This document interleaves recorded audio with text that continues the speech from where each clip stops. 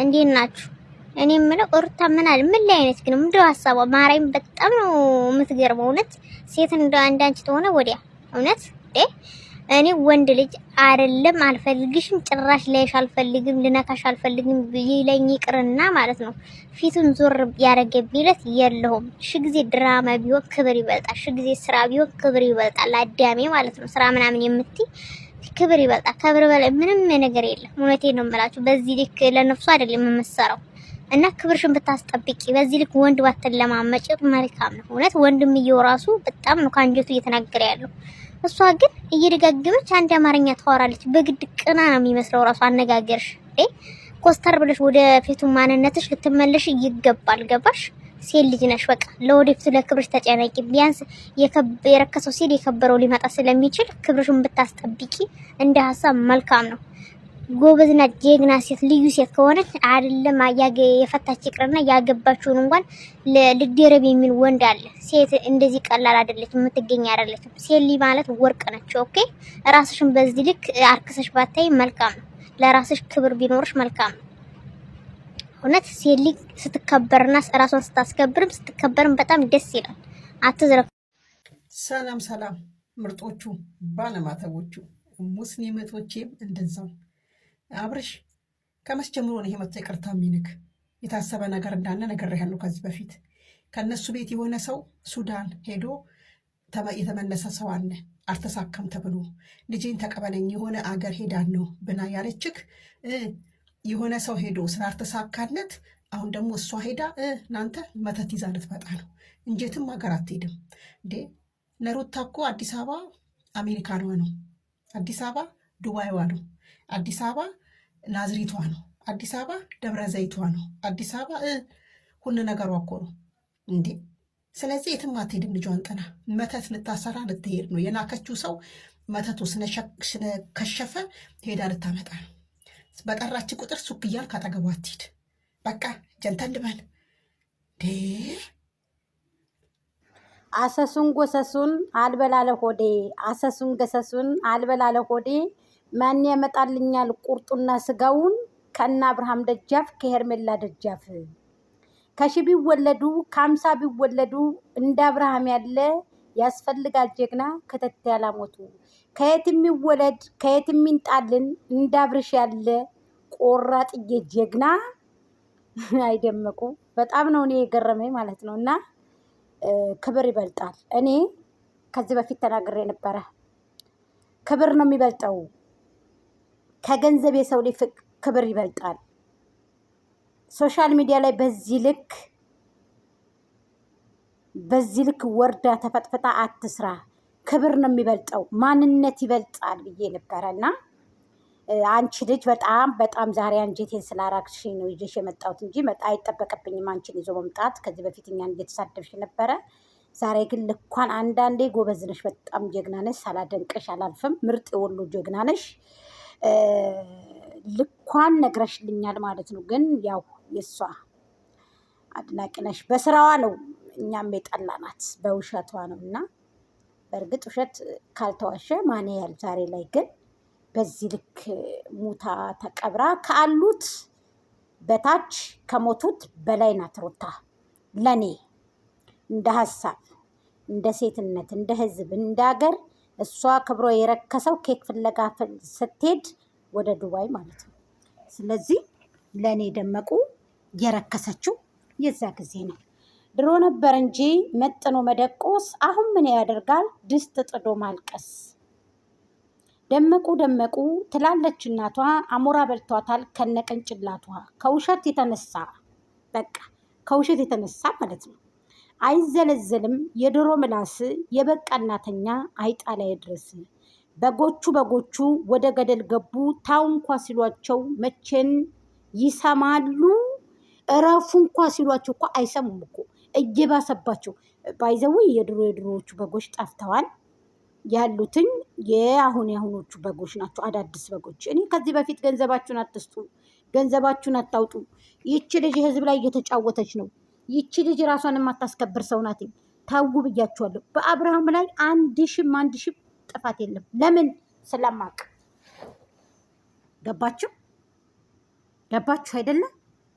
እኔ እንደዚህ የሚለኝን ሰው ታዩ ድራማ ነው፣ ስራ ነው በሉ እህቶቼ፣ ግድ የለም ግን እንደዚህ አይነት ስራ አይደክማችሁ?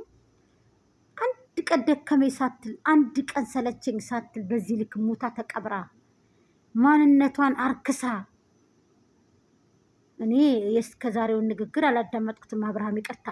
የዛሬው ግን አሞኛል በጣም የዛሬው ቢስሚላህ አይደለም። እኔ አሁን ከሄርሜላ ጋር ስለሆንኩኝ አይደለም ብቸኛ ሆን እኔ ከሩታ ጋር ድጋሚ ያልኖረ ይህንን ደግሞ አምነሽ ተቀበይ። በቃ እኔ አልፈልግም ብዬሻለሁ። የማያገባን ነገር ግን እባብ ሰለክላኬ ይሄዳል ካብለካብ፣ እባብ ሰለክላኬ ይሄዳል ካብለካብ። ከአንቺ የበለጠ ከረካሿ የበለጠ አግኝቷልን ሄርሜላን አግኝቷልን መልካምን እላለሁ። አግኝቷል መልካምን። እባብ ሰለክላኬ ይሄዳል ካብለካብ፣ ከአንቺ ከውሻዋ የበለጠ አግኝቷል መልካም።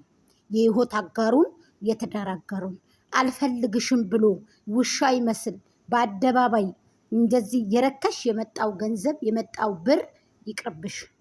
ንንገረሽ በእርግጥ ወደንሶችሽ ተንገላታለይ ብለው ብዙ መስዋዕትነት ከፍለዋል። ወደፊት እንድትመጪ ልብስ ድረስ ሳይቀር አቡካምሳ እየገዙ በ5 ብር እየገዙ ሸኔን ላይ እየጠለው አንቺ ወደፊት እንድትመጭላቸው ቤተሰቦቻቸውን ጥለው ለምን ፍቅር ያሸንፋል ብለው ውዴታ ያሸንፋል ብለው ለአንቺ ግን ተጸዳዳሽባቸው። አይፈረድብሽም። ያላየሽውን ሽንት ቤት አየሽ። መንግስት ያልተቀመጠበትን ቤት መተሽ ተቀመጥሽ።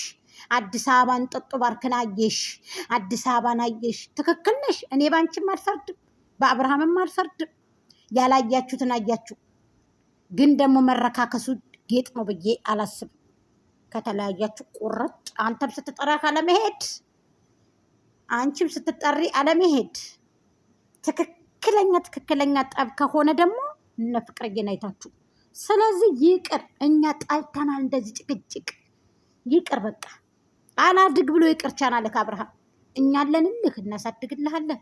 ግንባር ቀደም እየተቃተልን በሁለት ጀዋል በአረቦቹ ጀዋል ብቻ ነው ያላደረግንም፣ ስለማይሰጡን እንደናንተ ፍሪ ስላላደለን ማለት ነው።